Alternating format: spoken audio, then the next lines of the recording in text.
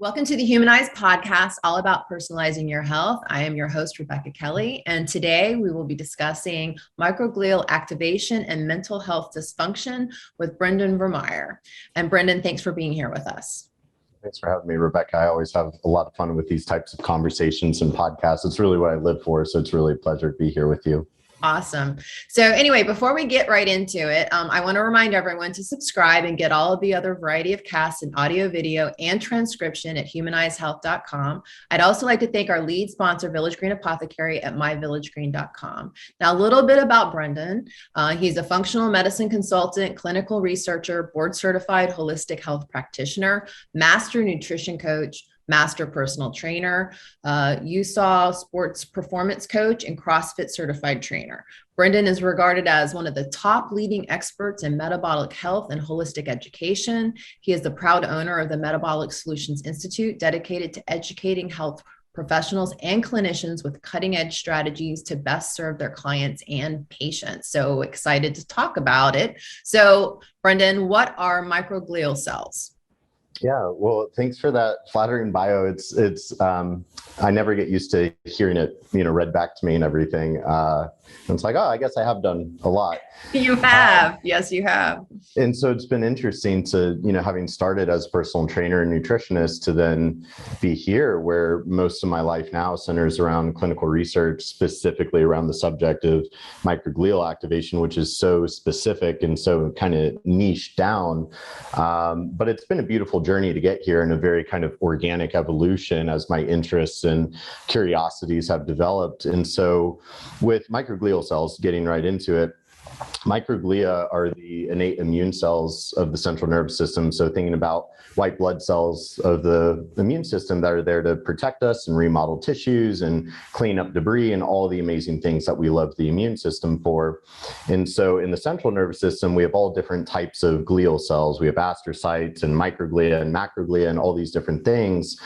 And microglia, I really describe them as the guardians and the architects of the central nervous system. They are exclusive to the central nervous system. So brain, spinal cord, on the other side of the blood-brain barrier, they are exclusive to that part of the body. And researchers, scientists, they used to think that the microglial cells were actually macrophages from the periphery that had migrated into the parenchyma and the tissue of the central nervous system. But then they figured out, actually, these are two different cell types with two different cell lineages, but they're very, very, very similar. So all of the audience that might be familiar with monocytes and macrophages, these are basically the monocytes, the macrophage of the central nervous system. But that's where I think the architect and guardian is a perfect analogy, because these microglial cells, their job is they are the first line of defense in the brain. So if we have any sort of like pathogen or inflammatory insult or damage, like a concussion or something, they are the first line of defense to use inflammation as the cleansing fire to, burn off the debris or fight off the pathogen or whatever it is. But also they're the architects in the sense that they co-regulate neuroplasticity and neurogenesis, which is really just fancy words for saying the remodeling of the neural connections of the brain. So we have, all tons and tons of these neurons, and we're constantly producing new neurons, new brain cells, which is antagonistic to the previous belief, which was, you're born with so many brain cells, you don't get more. Yeah, don't burn them out, they would say. Don't burn them out. Yeah, exactly. They used to think that our neural networks were very stagnant and non-malleable, and so that's where, with neurodegeneration, which has become the sixth leading cause of death in the United States, and now researchers are starting to think about Alzheimer's as like a type 3 diabetes. And there's a lot to unpack there. But the neurodegeneration aspect has really driven, we need to figure out, why does the brain degenerate? And really it comes down to these microglial cells and their activation. So there's a lot to unpack. with what drives microglial activation and what causes a dysfunction, because under normal healthy physiological circumstances, these microglial cells appropriately fight off the foreign invader, repair the damage, and regenerate the brain. So if we're dealing with a crisis of neurodegeneration and mental illness, these cells have become the focal point of psychiatric research and neurodegenerative research, and this is where I've really kind of dedicated my whole career to unraveling these things, because big pharma, they're already working on some fancy drugs that are targeting different proteins and receptors on the microglial cell. They've recognized if we can create drugs to modulate the activity of these cells, we're going to create the next billion-dollar drug. But so as consumers, patients, clients, practitioners, professionals, we need to catch up on that science so that we can functionally use the same science and holistically, naturally use that to repair our own brain, so that way we don't become excessively reliant on the next pharmaceutical drug. Right. That's a beautiful description. I love how you explain what a microglial cell is, because I've heard it, but I don't fully understand it. So considering how you just described it, what does microglial dysfunction look like? What are those symptoms? What are those? I mean, you've named a few things, but what does that kind of look like? An activation syndrome? What does that look like?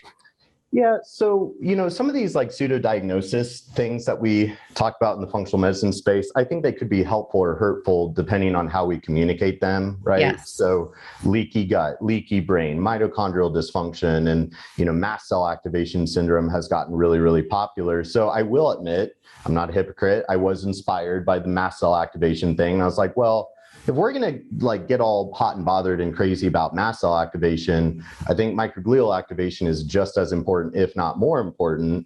Now, ultimately, it's just a phrase, but I think understanding what that is and understanding the role of microglial cells in mental illness and neurodegeneration. So I hope people use my terminology appropriately, because we do have to keep in mind immune cells, by evolution, by nature, they are designed to be activated. That's the whole point, right? So we could easily say there's a platelet activation or an eosinophil activation syndrome. But with that sort of disclaimer and rhetoric expressed, microglial dysregulation is really what leads to mental illness and neurodegeneration, and all across the board. I mean, we're talking autism dysfunction and just lower functioning autism, schizophrenia, major depressive disorder, PTSD, Alzheimer's, Parkinson's, ALS, multiple sclerosis, literally every single neurological illness can very much be linked back to microglial dysregulation. So this is where I've created courses and stuff around this for providers, and understanding this core concept of under normal, healthy physiological circumstances, these microglial cells are inactivated, which actually, I think that's misleading. They're quiescent, which is not the same thing as inactive. They're just patrolling the environment. So if you think about a police officer that's just doing his rounds around the city, making sure everything's calm and under control, he's just chilling and cruising. So that's quiescent, which is usually said inactivated, but they're patrolling.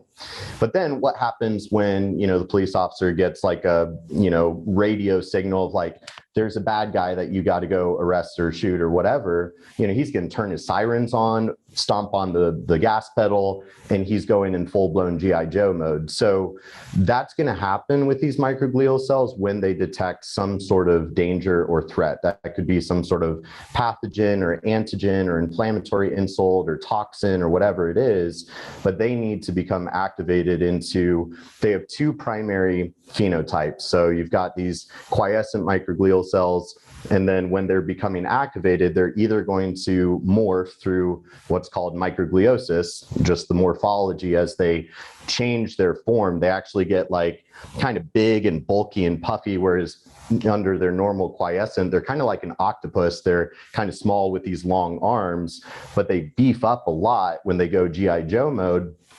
And in the M1 phenotype, this is your cytotoxic, pro-inflammatory, neurodestructive, GI Joe, ready to kick down doors and shoot bad guys. That's what that one is. But then you have this M2 phenotype, which looks structurally very similar, but this is neuroprotective, neuroregenerative, anti-inflammatory.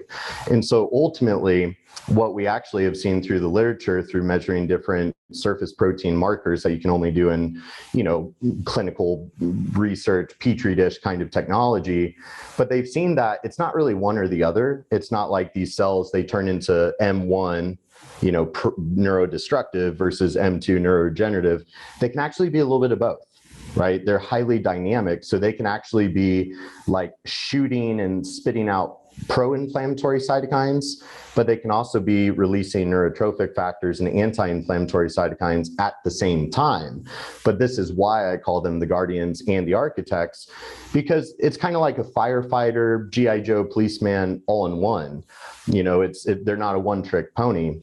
And so basically, it's more of a spectrum of activation of, do we have, and they can be doing different things in different brain regions, right? Like just because you have a lot of M1 phenotype in your hypothalamus doesn't mean that, your frontal lobe is pro-inflammatory. There's something else going on over there. There's millions of these microglial cells in the brain. They make up about 10% of the cell population in the brain. So they're greatly outnumbered by other brain cell types, which is why they're so critical. They're kind of like the Marines or the special forces. And so really, though, we have to be looking at the net effect of how much is the scale tipped towards the M1 neurodegenerative pro-inflammatory phenotype. And that's what most Americans, like literally the whole American population, is dealing with because of the standard American diet, lifestyle, toxic environment, so on and so forth.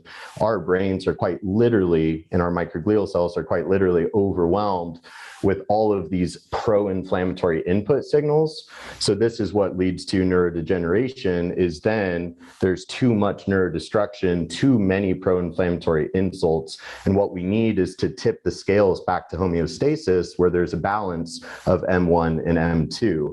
So most people with the standard American brain, standard American mind, they're heavily skewed towards that M1 phenotype. Wow. I love how you also I love Marvel comics. So I love how you give me like this visual of these fighters coming in to deal with it as it relates to what the body needs. So can you then kind of explain how microglial dysfunction, and I mean, you've touched on it, but how does that relate to mental illness and mental health? I guess mental wellness maybe is a better way of saying it, but how does that connect? Sure. I mean, certainly mental health can be multifaceted of, is it more psychological, emotional, kind of stress driven, or is it more of a physiological dysfunction that's then causing symptoms of mental illness? So it can be very ambiguous and multifaceted.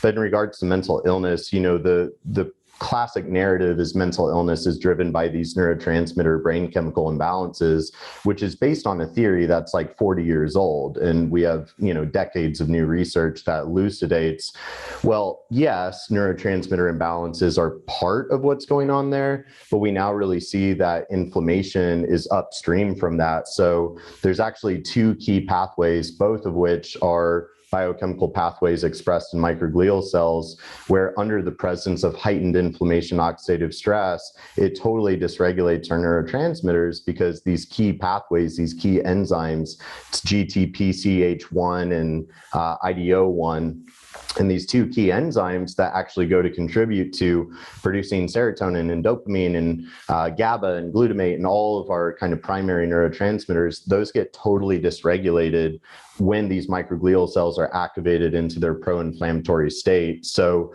in a lot of ways with mental illness, if we remove the pro-inflammatory insult, if we can restore balance to these microglial cells, the neurotransmitters will kind of fix themselves. But most of our therapeutics and drugs and psychiatric care and model is based on working on the downstream neurotransmitter imbalances, and they're not really doing anything about the upstream microglial dysregulation.